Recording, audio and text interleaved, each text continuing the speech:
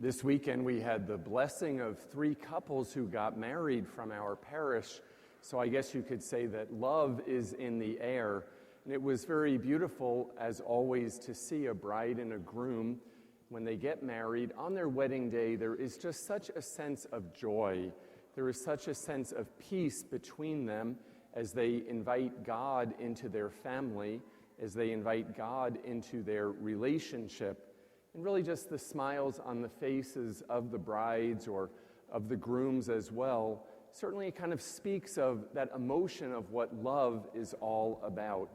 That is what Jesus was asking the disciples to have today, was to have an emotion of love and to be able to show that love, to not keep it inside, but rather to be able to spread it, to be able to bring that love to whoever and wherever it was that they were to go.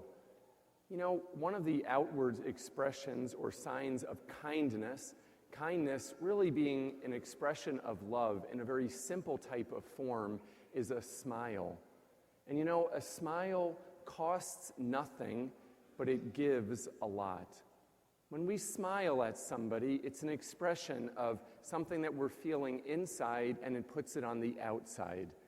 And when we have that on the outside, we are invited into relationship with that person.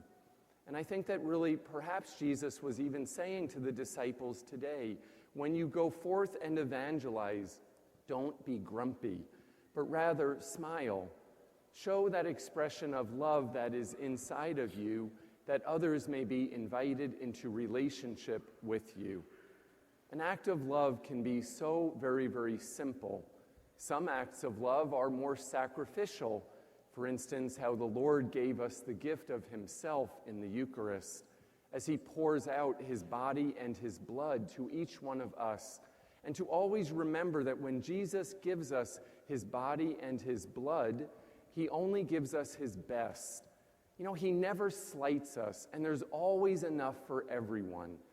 Even on those crowded Sundays when maybe you just get a cracked host, I assure you, whether you get a little piece of Jesus or a big piece of Jesus, you're still getting Jesus, and there's plenty of him to go around. He always feeds us, and he doesn't slight us. He gives us only his best. I thought I might ask the children a question, and that is that after we bless the bread and the wine, and we bless it, and everybody's received communion, and we have a few hosts left over, where do we put them? Where do we put them? You were so anxious. Where do we put them? Okay. We drink it. Okay, we do drink what's left. Okay. What else do we do? Where do we put it? What do we call that place? Our stomach. In your stomach. Okay, very good. That wasn't exactly what I was looking for, but it starts with a T. Can you tell me? Yes. Tabernacle. Very good. Those are all great answers, though. We put Jesus in the tabernacle, and that's a very special place. Now, above the tabernacle is something very unique. And in every Catholic church, when you walk in, you will see it somewhere. And it's something that indicates that Jesus is present. What's there to indicate that Jesus is present? What's there right above the tabernacle? What can you tell me?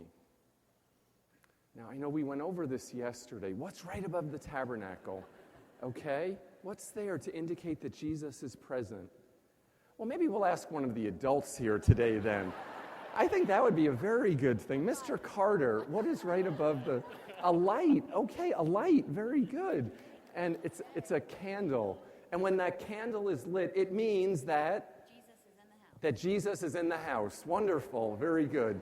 It means that Jesus is present.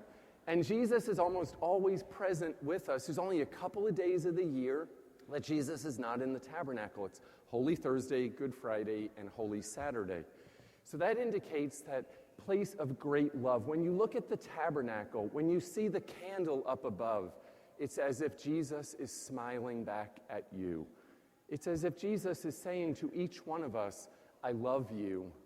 Now, when we go to meet someone special, like we come here to meet Jesus, we have to prepare, and we have to make sure that we're ready to be able to meet him. So maybe you could tell me, what is one of the things that you do in order to prepare to come to Mass on Sunday? What do you do? What do you do? You pray, I know that. What else? What do? You get dressed. Well, that's good. Okay, very good. What else do you do? Have a good breakfast. You have a good breakfast. Okay, at least an hour before Mass begins, though, of course, because we have our fasts. So that's right. So you make preparations, especially you have to make sure you're wearing the right thing, because when we're going to meet someone special, we want to make sure we're dressed properly. I'm sure if you were going to meet the Pope, or if you were going to meet the president, or if you were going to meet a sports figure, so you're going to make sure you're dressed appropriately. But you know, what is also something that we do at the end of Mass? I thought I would ask the boys and girls, maybe tell me, when do you leave Mass? Okay, after you've met the Lord in the Eucharist, when are you supposed to leave? When do you leave? After the priest has gone. You are so smart, young lady. Thank you so much, because the priest should never be the last one out, I think. So that's very good. Those are all just good practices for us to know and good things for us to make sure we always remember, especially as we get into summer and we think about it. And also, you know, I know we're very busy with things, so we just want to make sure we have good practices when we come to meet the Lord in all of his glory, in all of his greatness, and in all of his love. Now, boys and girls, your parents love you very much. And on the day of your baptism, they spoke for you. And they said that they would be able to raise you in the Catholic faith. But today, now that you're over the age of 7, which is the age of reason, supposedly, you are now able to answer for yourselves. And so I have the feeling that today you can speak for yourself. So in a moment, we're going to call your name. And when we call your name, we want you to stand up. And we want you to stand up when your name is called and say, "Here I am, Lord." And that's your way of saying, "Lord, I'm present. Lord, I am ready and I am here for you. I'm here to receive your love, but also more importantly, I'm here to give your love." And after your name is called, you're going to come forward and you're going to place your hands on the altar in that very special place where Jesus, where the bread and wine become the body and the blood. A very special place. So to recognize this day in your life, you're going to have that opportunity to go to that very special place with the Lord.